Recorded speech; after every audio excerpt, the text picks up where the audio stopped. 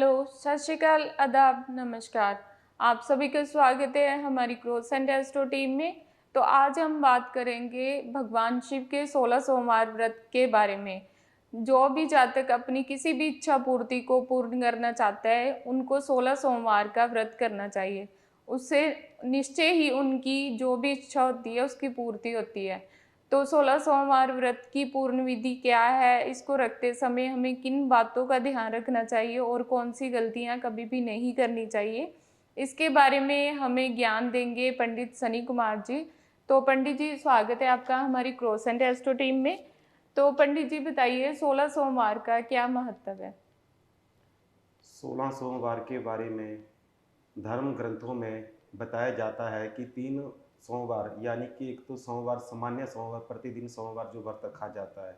दूसरा वह होता है जो सौम्य प्रदोष, यानी कि शंकर के भगवान शंकर के निमित्त किया जाता है। और तीसरा वह होता है जो 16 सोमवार का व्रत रखा जाता है। इसमें क्या होता है कि भगवान शंकर की माता पार्वती के साथ शिव परिवार का पूजन विधि किया जाता है। इससे क्या होता है कि जो जो जातकों को नाना प्रकार की जो भी समस्या होती है या उनकी मनोकामनाओं में जो बाधा उत्पन्न होती है, उनको भगवान शंकर का व्रत रखने से जो उनकी समस्या होती है उनको निजात प्राप्त होता है। भगवान शंकर के जो व्रत होता है, जो भी साधक किसी भी अभिलाषा से अगर करता है, अगर कोई विद्या की अभिलाषा से इस व्रत को करता है तो उसे जी। विद्या प्राप्ति होती है। धन की कामना वाले को धन का आवागमन होने लग जाता है, यानी कि धन संबंधी उनकी समस्याएं हल होने लग जाती हैं। एवं भगवान शंकर का जो भी कोई व्रत करता है, कहा जाता है कि वह भगवान शिव के लोक को वास करता है। जिन जातकों को लंबे समय से बीमारी का चक्कर लगा रहता है, यानी कि वह दवाइयाँ लेते हैं लेकिन उनको असर नहीं पड़ता, या बार बार दवाई बदल बदल कर लेते हैं लेकिन उनको कोई प्रभाव नहीं दिखता, तब भी भगवान शंकर का अगर व्रत विधि विधान से किया जाए तो उसमें भी उनको पूर्ण लाभ प्राप्त हो पाता है। तो पंडित जी, जैसे आपने बोला कि 16 सोमवार का व्रत है, पूर्ण विधि विधान से करना चाहिए। तो अब हमारे दोस्तों को बताइए कि 16 सोमवार के व्रत को रखने की पूर्ण विधि क्या है, कैसे उनको व्रत को रखना चाहिए? जब भी हम 16 सोमवार का व्रत रखते हैं तो पहले सर्वप्रथम प्रातःकाल स्नान करके संध्या वंदन करने के बाद भगवान शंकर जी के मंदिर में हो या फिर अपने घर में छोटा सा मंदिर हो, वहाँ पर अगर शिव जी की पिंडी है, वहाँ पर क्या करें जाकर कि नहाकर स्नान करने के बाद भगवान शंकर का पूजन किया जाता है। पूजन से पहले पवित्रीकरण, यानी अपवित्र पितरो वा सर्वस्थाम गतो विवाह या सर्वकुंडी का सावंत सूची, अर्थात हम भगवान नारायण का जब भी ध्यान करते हैं, पवित्र हो या पवित्र हो, जो भी भगवान कृष्ण का यानी कि नारायण का जो स्मरण करता है वह पवित्र माना जाता है। इस मंत्र के द्वारा जल को सिंचित करें, यानी कि अपने ऊपर जो पूजन सामग्री है उस पर छिड़कना चाहिए। इससे जो पूजन सामग्री है हमारी पवित्र हो जाती है। इसके बाद भगवान शंकर जी का संकल्प लेना चाहिए कि हे प्रभु, मेरी अकुम अकुम मनोकामना है, जिस भी आपकी जो भी आपकी मनोकामना है उसका नाम लेकर आपने अपना नाम गोत्र का उच्चारण करने के बाद आपने जो जल है उसको भगवान शंकर के समीप छोड़ देना है। जी। इसके बाद भगवान शंकर के नमः शिवाय मंत्र का जाप किया जाता है। नमः शिवाय, नमः शिवाय। पूजन सामग्री में धूप, दीप, नैवेद्य, चावल।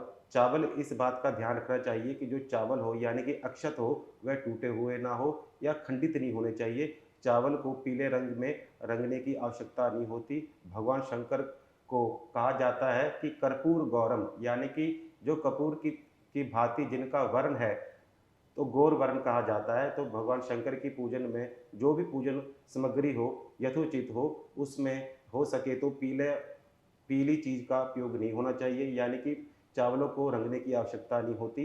और उसके बाद दूध, दही, शहद, घी, शक्कर, पंचामृत से भगवान शंकर जी का स्नान किया जाता है। जो भी जब स्नान करते हैं तो उसका जो चरणामृत होता है उसे हम ग्रहण कर सकते हैं। इससे क्या होता है कि अगर हमारे भाग्य में अकाल मृत्यु की रेखा भी है तो वह भी दूर हो जाती है। और भगवान शंकर की कथा का श्रवण करना चाहिए। शाम के समय जैसे आपने पूजा की है वैसे ही शाम के समय भी आपने, जब प्रदोष यानी कि शाम के समय जब सूर्य लालिमा से युक्त हो जाता है, उस समय भगवान शंकर के सामने देसी घी की ज्योत प्रज्वलित करके भगवान शंकर के मंत्र का जाप करें और फिर नमः शिवाय मंत्र का जाप करने के बाद कथा शुरू करनी चाहिए। जैसे ही आपकी कथा समाप्त हो जाए तो भगवान शंकर जी की आरती की जाती है। आरती में इस बात का अवश्य ध्यान देना चाहिए कि जब आरती हो जाती है तो जी। भगवान शंकर जी को भोग लगाया जाता है। भोग में आप कुछ भी लगा सकते हैं। आप इस बात का अवश्य ध्यान देना चाहिए कि जब आपने पहले दिन जो आपने पूजन सामग्री में जो प्रसाद रखा है, आपको 16 सोमवार वैसे ही विधि रखनी पड़ेगी। आपको बाद में कुछ बदलने की आवश्यकता नहीं होगी। अगर आपने 16 सोमवार के पहले सोमवार में अगर चूरमे का प्रसाद रखा है, तो आपको 16 सोमवार तक उस चूरमे का ही प्रसाद रखना चाहिए। या फिर आप अगर फल 2 केले रखते हैं, तो आपको 16 सोमवार केले का ही प्रसाद वितरित करना चाहिए। बाद में भगवान शंकर जी से प्रार्थना करनी चाहिए, भोग लगाने के बाद आवाहनं न जानामि, न जान सर्जनम, पूजा च न जानामि, क्षम्यतां परमेश्वरा। इतना कहने से क्या होता है कि जब हम कहते हैं कि हे प्रभु, हम आपकी पूजा पाठ कुछ नहीं जानते हैं, आप तो सर्वे सर्वा है, आप हमारी मन की बात जानते हैं, आप अंतर्यामी हैं। अगर हमारे द्वारा किसी प्रकार की कोई त्रुटि रह गई हो तो कृपा अपना बाल संग के हमें क्षमा करें। इस जी। प्रकार अगर हम विधि विधान से व्रत करते हैं तो उसका उत्तम फल हमें प्राप्त होता है। जी।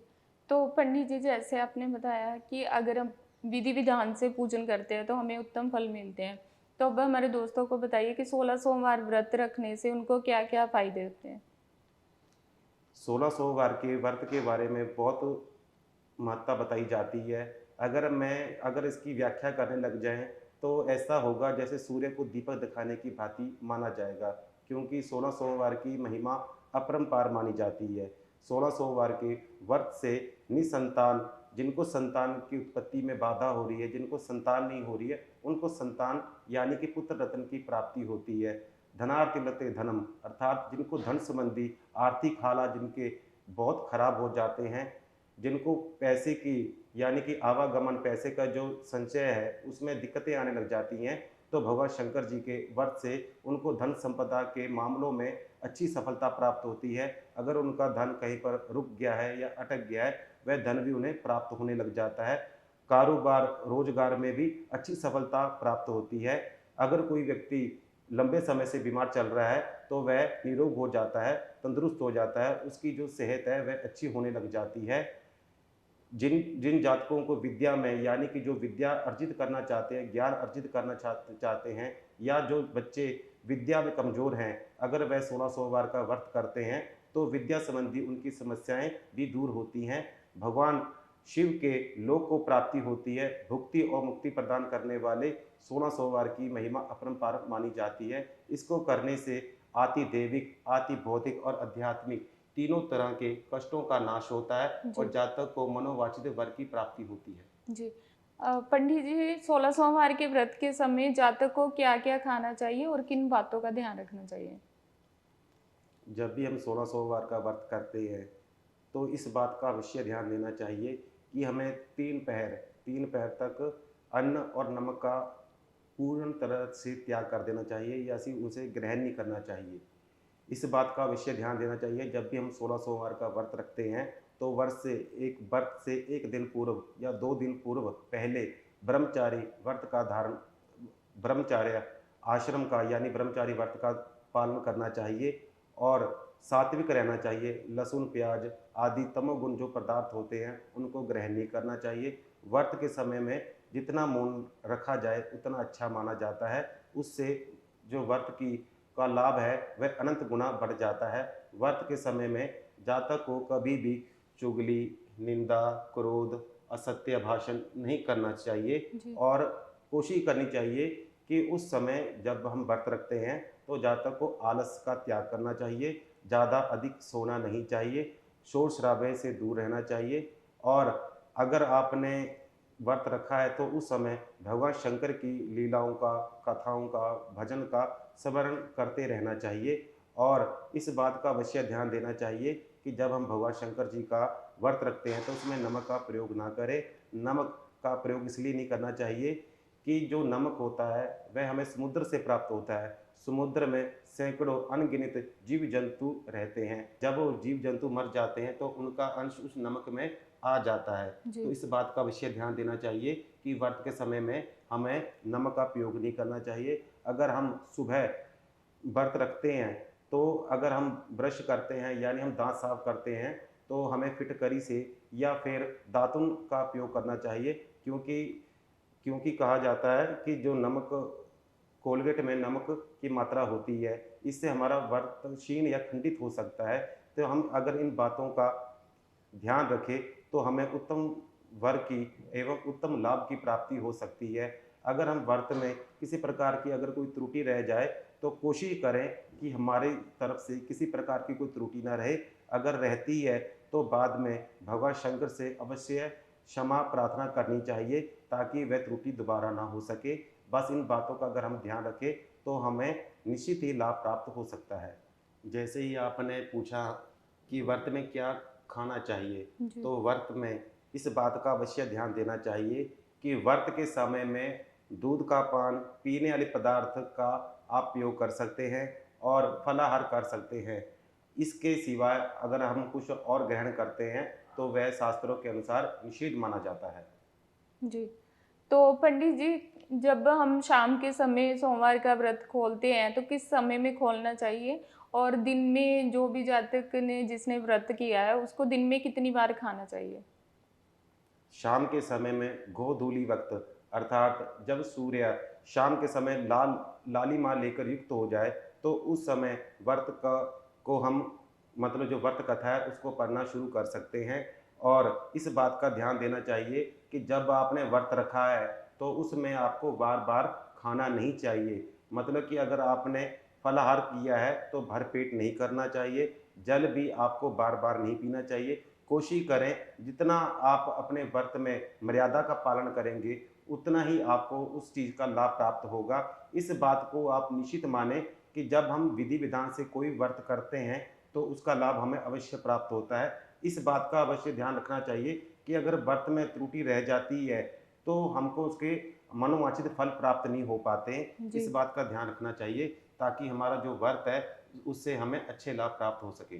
पंडित जी, जैसे हम बात कर रहे हैं 16 सोमवार की, 16 सोमवार का जो व्रत होता है उसका उद्यापन हमें 16वें या 17वें सोमवार करना चाहिए, और उद्यापन करने की पूर्ण विधि क्या है?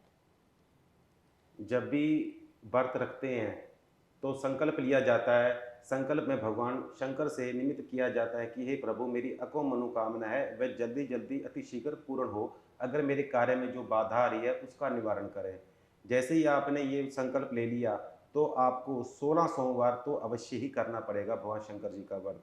व्रत में इस बात का ध्यान रखें कि जब आप व्रत करते हैं तो व्रत में किसी प्रकार की कोई त्रुटि नहीं रहनी चाहिए। जो पूजन सामग्री होती है वह शुद्ध होनी चाहिए। भगवान शंकर की पूजन विधि में भांग का, आक का, बिल पत्र का, कच्ची लस्सी, दूध, दही, शहद, शक्कर, घी, धूप, नैवेद्य, चूरमा आदि का प्रसाद दिया जाता है। और भगवान शंकर का, माता पार्वती का वस्त्र, परना या अंगोछा जरूर रखना चाहिए। भगवान शंकर के निमित्त फलों का भोग भी लगाना भगवान शंकर के लिए, भगवान शंकर को अर्पित करना हमारे लिए बहुत शुभ और लाभकारी माना जाता है। जी। व्रत के समय में क्या होता है, जब हम उद्यापन करते हैं, जैसे कि मान लीजिए कि आपके 16 सोमवार पूरे हो गए, अगर मतलब यानी कि आपका आज 16 सोमवार है, तो आप किसी सुयोग्य ब्राह्मण को जाकर उनसे निवेदन करें और अपने उद्यापन के बारे में बताएं।